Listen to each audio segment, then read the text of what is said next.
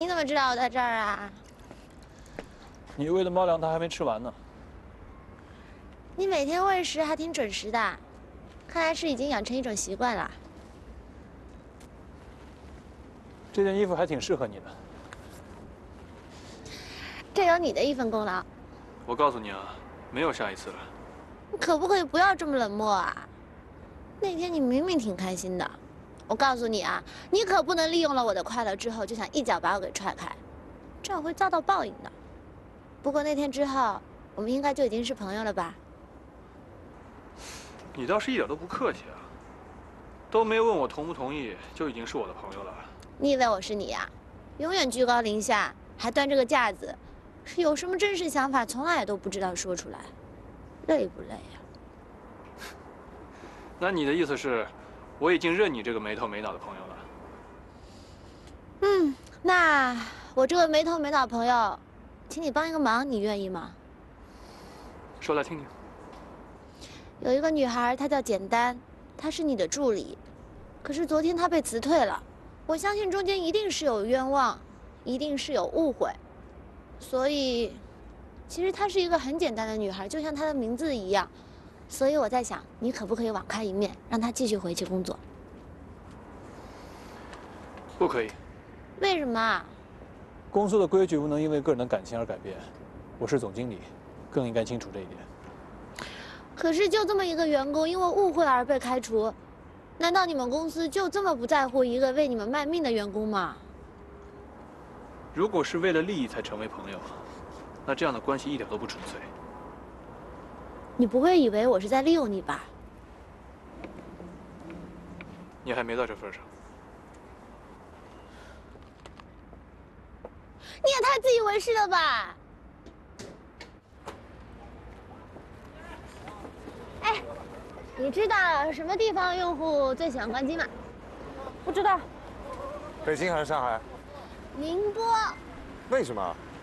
因为呀，对不起，宁波的用户已关机。好好笑啊！真服了，这种笑话你也能想出来。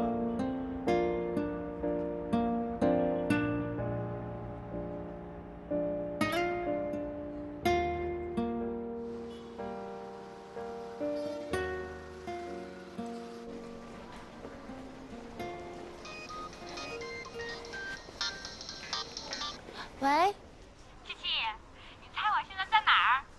听你这口气，也不像是在糟糕的地方啊。我现在就在 V 公司的大楼外。哼，他们总算知道我简单是一个人才，又把我请回来上班啦。怎么忽然又找你回去了？谁知道呢？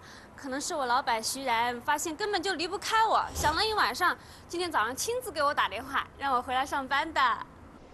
那就恭喜你啦，你老板终于开窍了。那我们找个地方庆祝一下。好啊，好啊。哎，你过来的时候记得把你昨天晚上欠我的钱还给我啊。拜拜。好，知道啦。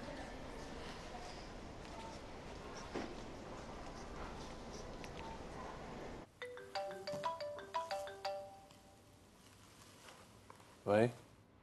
谢谢你啊。谢我什么呀？简单回去工作了。我可什么都没做。你不要嘴硬了，我知道你们这些精英啊喜欢面子，我就不拆穿你了。啊，不过你今天晚上去我家吃饭吧，随便你点什么，没有赵宁做不出来的。公司还有很多事情要忙，我今天来不了。你不至于那么小气吧？我一会儿还要开会，先不跟你说了。了不起呀！青阳的广告大电影在如期拍摄当中，9月份即将揭开首映眼纱，与大家见面。那请问徐然会公开跟所有的受骗者道歉吗？对不起，琪琪我，能告诉你的就是 V 公司的所有这个太无聊了在如期进行中。我是咱们换个节目吧。哎，你干什么呀？我还要看徐然他到底怎么样呢。很高兴各位对我们 V 公司这就是你的不对了。哎，像我们这种小人物，你担心云上面的事情干什么？这件事情没有影响到 V 公司。刮风打雷下雨都是他们事，他们会解决的。可是你看现在，将揭开什么看起来好像很严重的样子。我还是给他打一电话吧。既然会公开跟所有收店者道歉吗？他根本就不把我们当朋友。我能你邀请他来我们家做客，他都不来，分明是瞧不起我们。我是 V 公哎司的，发你言人。现实一点好不好？可是他至少是帮简单找回工作的人。错，不是他帮简单找回工作，当初开除简单的就是他。有钱人一天到晚喜怒无常，不知道吗？好吧。不过我还是想给他发条短信。不要管他了。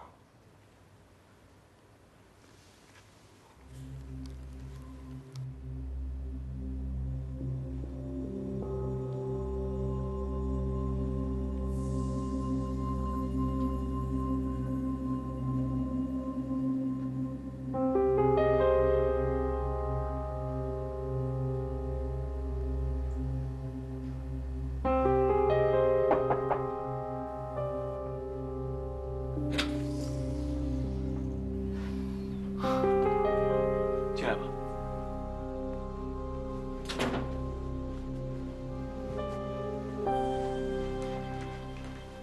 我不知道我为什么会来，只是不知不觉就到了这里。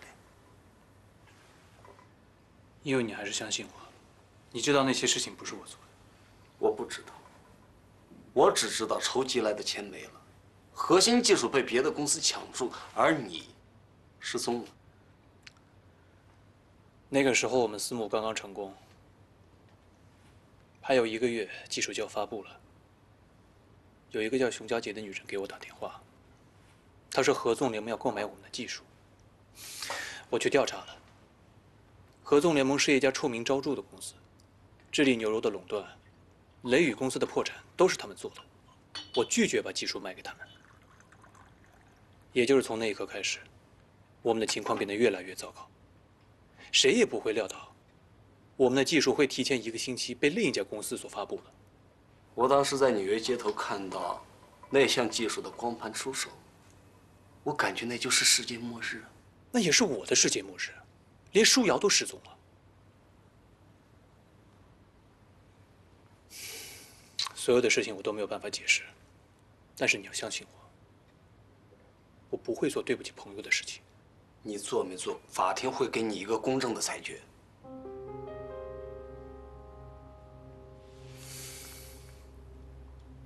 前不久合纵联盟又跟我联系了，他们承认了，当时所有的事情都是他们操控的，包括公司的破产、舒瑶的失踪，所有的一切。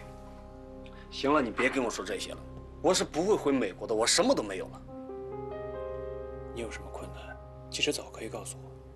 这么多年了，我早就想明白了，我不会相信任何事情，当然也包括你。你现在帮我只不过是为了自己能够摆脱内疚的情绪。那时候你想想，你能够那样的不管我的死活，现在却假惺惺的来帮我，只能证明一点，我落到现在这个地步，完全是因为你。OK， 我只告诉你一句话。不管你对我做什么，我都接受。很好，可是完全没有打动我。谈话到此结束，法庭上见。